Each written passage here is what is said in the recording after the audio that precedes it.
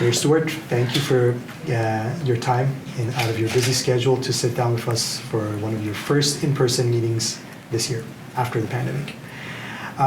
To start, we want to review some of the highlights that happened in the past year for the city of Coquitlam, the issues that matter to the citizens, and just a reflection on those. Well, there's no question that this right here is a highlight for me. We have been so long since we've had face-to-face conversations, since we were able to welcome people from outside City Hall into City Hall, that it really is a pleasure to be able to welcome you here. And it does underscore that the pandemic really was a challenge for lots of people. And we know residents that have faced mental health, anxiety, tension, all kinds of mental health realities, including loneliness and isolation during what has been 2 very long years. And so to see the light at the end of the tunnel, to see our citizens smiling again rather than just see their masks is a real treat and very much a highlight that we're starting to experience. The light, we can see a light at the end of the tunnel. Okay. Mayor Stewart, thank you very much for your time. This is a bit of long question on housing. What are the kinds of housing that city has focused on, and on below market options, what city has done during the past year, and what's the vision for the year to come? And also, what are options for younger families? Absolutely, and it's not a long question, but it's a very long answer. Housing is my background, that's my career. I was involved in affordable housing and in housing innovation for decades before joining the City Hall here. And we have really focused over the last decade on trying to innovate and trying to incentivize the creation of housing types that the market isn't producing. We know the market will come in and they will produce condominiums because they're easy to produce and because there's a pent-up demand for them. There are buyers waiting for that product, and we certainly have to get a lot of housing for ownership, for purchase, available. And every community in the Lower Mainland has to do the same. Greater Vancouver needs to build enough housing to accommodate 1 million people coming to this region in the next 25 years. And obviously that is without expanding the land base very much. We're bounded in this region by the Pacific Ocean on the west and the mountains on the north and the agricultural land on the east. And on the south, there's a really big army that won't let us expand southward. So we have that international boundary all the way to the mountains. And how do we make the best use of the available land and protect the land we need to protect in order to maintain the livability of the region and the sustainability of the region? So it has always been a challenge. So we have taken, particularly around SkyTrain stations. Rapid transit was a game changer for us, but it took a long time to get it, and it's one of the things I'm most proud of is the ability to push forward and get the province and the federal government and regional government all to finally commit after decades to building the SkyTrain and having it open. It's been open for 5 years, and it has allowed us to build density around those stations, both office density and commercial density, but primarily residential density, places for people to live. And we also know that if we get rental housing and non-market housing closer to the stations, we can save those families a lot of money and make life more affordable for them because they can avoid having a motor vehicle or a second motor vehicle, a second car.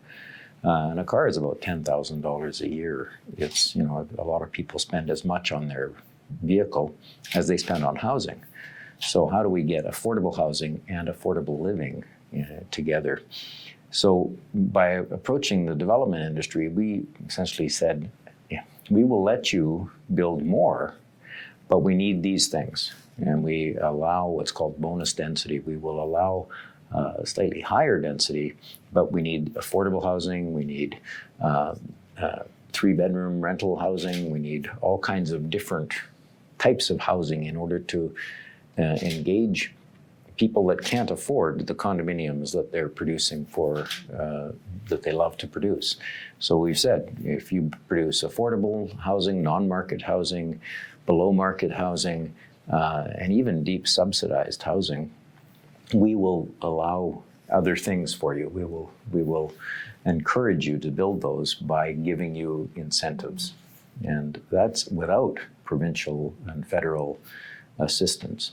Normally, affordable or subsidized housing is subsidized by the provincial government because that's their jurisdiction. But we have been able to do it by subsidizing, getting the developers effectively to put in the subsidies. And we get them to do that by supporting the rest of their project in a way that builds a great community. So we're really proud that right now we have more housing in stream, more housing under development in Coquitlam than we've ever had in our history. And we're trying to make it as good as we possibly can and expand the parkland around it so that even though folks are living in more dense locations and more dense housing forms, they still have parkland, they still have the backyard to be able to enjoy life in Coquitlam. And speaking of developers basically subsidizing some of the, I believe, units, we were informed that some developers recently had discussion with you and spoke with you and had discussions about allocating some units for seniors, Iranian lower income seniors. So we would like to know more about it if you don't mind. Yeah, I can't give too much detail there because we're just at infancy. We're trying to, for example, one project that we had put forward to the provincial government and to the regional government was some land that we own where we want to dedicate it to seniors housing, and it would be affordable seniors housing.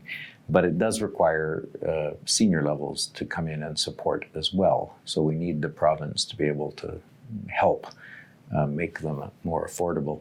And I can't do too much detail until we can talk to the province about those sorts of things. But there's no question that for many of we're an aging population. We're, as I've lived here all my life, but I'm now in my 60s, and so many of the people that I grew up with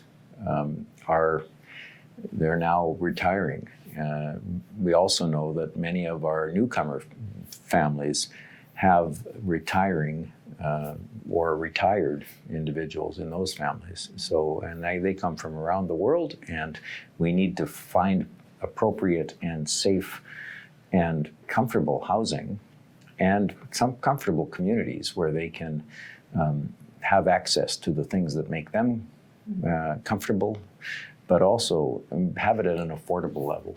And those are really some of the biggest challenges we have, because we know that if we don't supply more housing, if we don't supply enough housing, the price of housing will continue to go up through the roof, and some people will be forced to move out of our region instead of us being able to welcome the folks that are coming here. Okay, thank you.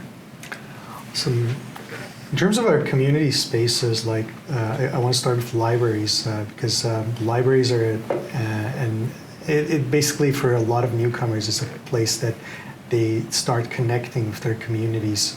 They found resources. A lot of times, actually, I think most of the times I met you at the library for different events. So what are the city's plans for, basically for libraries in the year ahead in terms of improvement, expansions, and possibly new library branches? Yes, we do have plans for a new library branch in the Northeast. We now have 2 significant libraries and a mobile library. The 2 significant ones are at Poirier and here in the town center, not far from this office. That library used to be in the basement of City Hall when I was elected, and it was very small and very dark and wasn't very welcoming. We now have a very bright and open 35,000 square foot library, 3,500 square meter library that serves as the living room for a great many people who come just for that. We have an amazing collection, actually, of Iranian books in that library branch. We have books from many other cultures, but there was a large donation, a significant donation of Farsi language books that we received a number of years back that I understand is a really precious gift to the Iranian community. So I fully believe in libraries as a lot of people think books are going away. Libraries are not. Libraries are going to be with us, and they will be part of our culture, part of our reality for many generations to come. And that's particularly the case with some of our deeply rich cultures that have come here from other places, and Persian culture is among the deepest. We just absolutely love seeing the kinds of poetry, the kinds of, my bookshelf has poetry from Iran that I often refer to. So libraries are big in our future. Awesome. And moving from libraries to other spaces, the plans for the Burke Mountain Rec Center seems to be on the way. Can you tell us about that and other community centers? No, I can't tell you anything. We have been working on the Burke Mountain, well, Burke Mountain for that matter. Burke Mountain was designated for housing about 150 years ago. And so we're finally bringing it to fruition. And included in the plan is a major town center, a major commercial center that allows that everyone up on the mountain will be able to find their coffee, the local restaurants, the bookshops, and the library and the community center. And it's that community center that we've now had, we've begun the process of talking to residents about what they want out of a community center. And so some folks want a swimming pool, and some folks desperately want a library, and some people want meeting rooms and cultural facilities. And so as we learn more and more about the aspirations of the people, particularly the folks that live on Burke Mountain, we're going to be fine-tuning that program, and then we'll be able to start construction on a community center that I think will serve the thousands of families that are finding Burke Mountain as their future. What about sport facilities like soccer fields? It seems that some people believe that they're getting maxed out. Do you agree with that? Well, we actually have done, it's one of the realities of soccer fields. Soccer fields are typically made of grass, and grass, you can play on it 12 times a week, and then it becomes softer. And then at 15 times a week, it starts to become muddy, depending on the weather, of course. So what we try to do is we are now expanding the number of artificial turf fields, because you can play on an artificial turf field for 18 hours a day or 24 hours a day, 7 days a week, all months at a time, because it doesn't get mucky. So part of our challenge in the region is we don't have much land. So to be able to expand lots and lots of grass fields and then leave them empty a lot of the time in order to allow them to rest doesn't make much sense. So we are a leader in the region for building artificial turf fields as well as grass fields and all-weather fields, gravel fields. But we believe that sport is a great connector of people, and soccer is such an international we call it soccer here, but it's football everywhere else. And I watch international football games all the time, and just that is my sport. Lots of folks in Canada think hockey's the sport. No, I think it's soccer, it's football around the world. And right here, we're going to make sure we have enough facilities so that no one ever says we don't have enough. I'm glad we found common ground. Well, we have these soccer tournaments, these football tournaments with folks that are my age and folks that are younger, and adults playing at such a high level, and you get to watch this and you realize that they're staying fit, they're keeping social, they're staying active, and they're entertaining folks as well. It's absolutely Awesome, thank you. Childcare is top of mind for many families and also a major issue for all levels of government.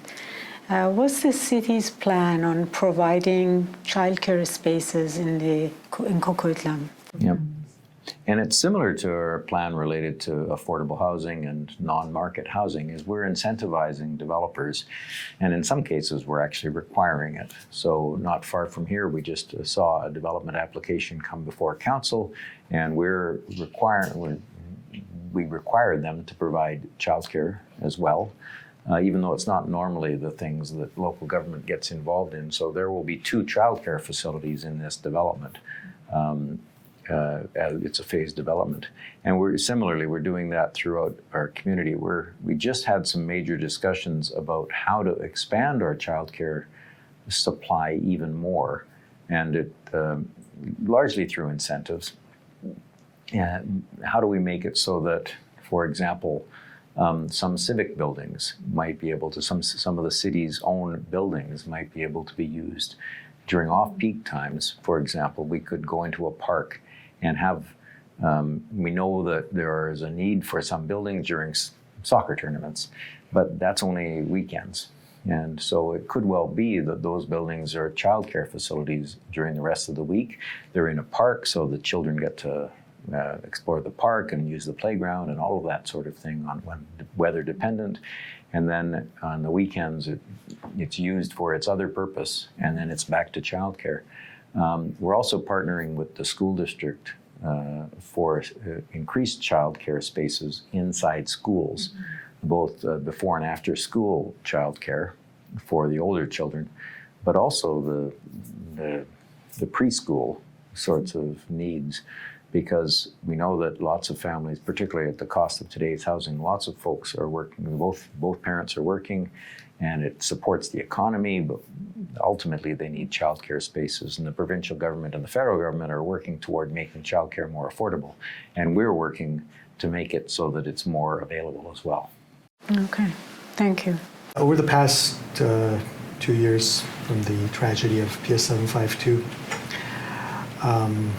considering that Coquitlam has a significant Iranian population,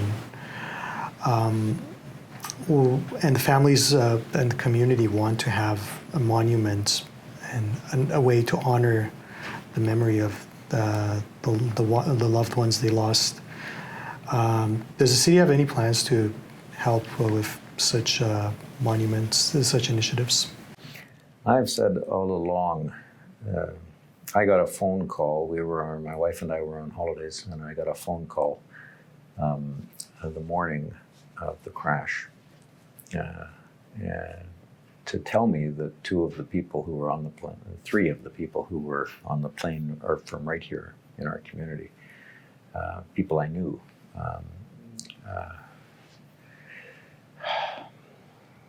And they're losing them was a horrible loss for our community. There's no question, but it was a much larger loss for the Iranian community, and they lost the Iranian community in Metro Vancouver, in Canada, lost so much future from the horrible act that brought down that plane. So I have always expressed my support to the Iranian community that when the time comes, and in initial discussions it was too early, we were in shock.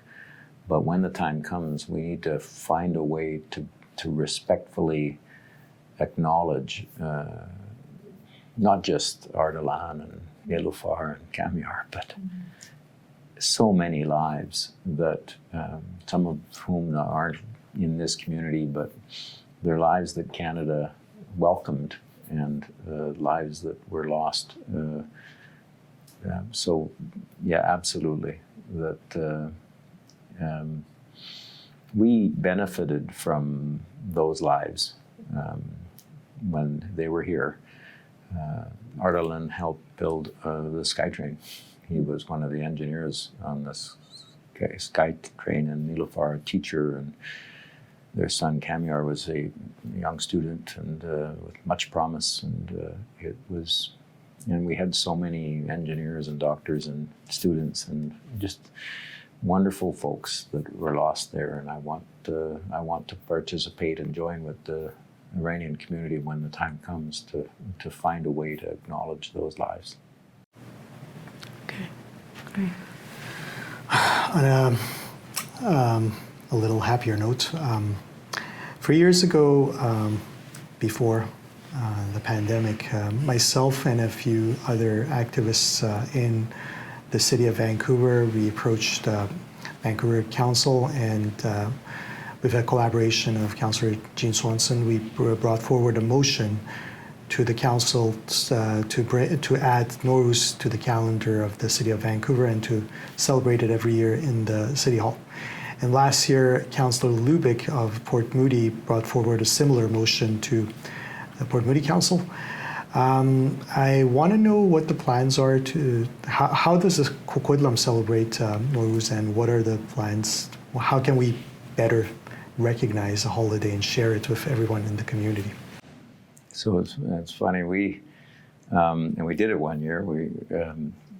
I have wanted us to be able to celebrate the international festivals, the festivals from around the world that represent the people of Coquitlam right here in City Hall. And one year we had the Haftzin in the lobby. Nowruz, the Persian New Year, is something that we absolutely acknowledge. I will be acknowledging it from the council, from a televised council meeting. But that's not enough. We need to find more ways of celebrating, and certainly jumping over the fire, but so many other realities that we could contemplate as to how to celebrate this festival. Our Iranian community is among our largest, and it's a deep, rich culture that I love, and I absolutely want us to acknowledge it and celebrate it, and to educate the rest of Coquitlam about what Nowruz is and what the Aldanite is, and all the kinds of realities that this culture brings. Yeah, and especially since Coquitlam is also home to a large Afghan community, and because of the current situation there, it's going to that population will increase. And since Nowruz is banned under Taliban rule, I think it's even more significant for us to honor it. No, absolutely. It's funny when I talk to Iranian citizens here in our community, Iranian Canadians, and many of them cherish things that they get to do here that we take for granted. Dancing, the little thing, whether it's celebrating New Year, acknowledging some of the Zoroastrian sorts of history that isn't allowed at home, and to be able to celebrate and dance and sing, those are important, and I'll be dancing with you. Look forward to that. Okay. Having a cultural center has been always a matter of discussion among Iranian community, like a cultural center like Italians and Chinese have in Vancouver, a center to share our culture, traditions, food, etc. with other communities. How a city can help to support and facilitate building such a center? Yeah, those are challenging. I acknowledge, in Vancouver we have the Chinese Cultural Center and the Croatian Cultural Center and the Italian Cultural Center. My wife is her heritage is Italian, and we recognize that those communities many decades ago came together and through much sacrifice within a community, they created something that really supported their culture. I love to see that sort of thing in our community because, and I'd love to see us figure out a way to not just celebrate one individual culture, but to celebrate the diversity of our community by almost having multicultural sharing of Nowruz, for example, which is a wonderful celebration.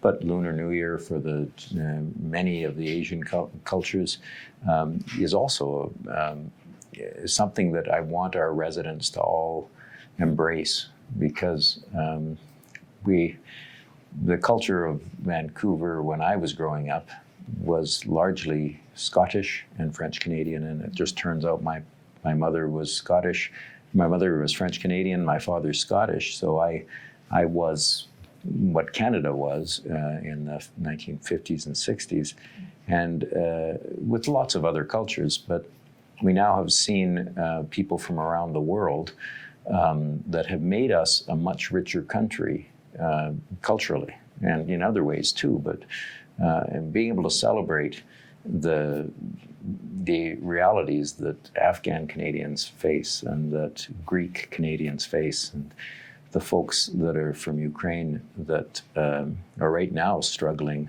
when they hear stories of what has happened at home.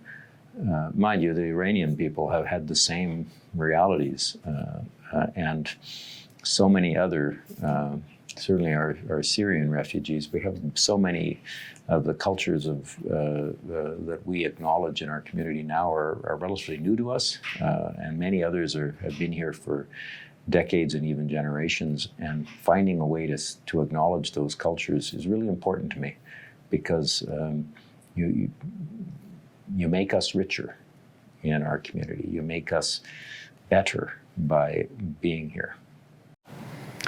Thank you. Just the last question is, in this spring and in this coming year, what are you looking forward to?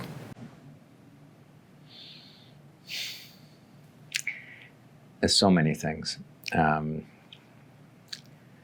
So many things. I haven't been on a plane in 2 years. I wouldn't mind getting on a plane at some point, although it still makes me nervous to just be in crowds. So I look forward to the possibility that we will all become comfortable again. That those in our community that have taken unusual positions, and sometimes divisive positions against vaccinations or against the public health measures, that we will all be able to find common ground again, and that those won't be divisive long term. They certainly are divisive now, and it is troubling always for us to see the kinds of protests in Ottawa or the kinds of conflict in local restaurants among individuals who would otherwise get along and be friends. And they can't right now because of, it's similar to in the United States when the president became a big source of conflict because some supported and some were so against, and we could not find common ground. Well, the pandemic is that for us. And I really want us all to work together, to live together joyously, and to make really good friends of each other. Our community is richer because we're diverse, because the world has come here, and the world wants to share with our original Indigenous families and with so many, my mother's family that arrived 420 years ago, to North America. Among the first residents of North America was my mother's family. My father's family much later. Yeah, it was actually in this century, in the last century. And now we see families who have, for many different reasons, have left their home country, often because of the strife, the political turmoil, the persecution for religious and other reasons, and they came to a place that promised freedom and promised to accept everybody for who they are. And that is my hope, that as we move into this spring, we will once again realize why we're all here. We're here because we want to accept, we want to celebrate each other. We want to create a country that is so much more than just the land that we're on, but it's also the diversity, the fact that we're proving to the world that folks can live together with different beliefs and different origins and different languages, and my goodness, so much good different food. And we can be so happy, and we can share with each other and truly celebrate with each other. So we're embarking on Nowruz, a time of celebration for so many in the Persian community. I wish all your viewers most happy Nowruz, and I thank you for coming to help me express those sentiments to your community. Thank you. It's our pleasure. Thank you.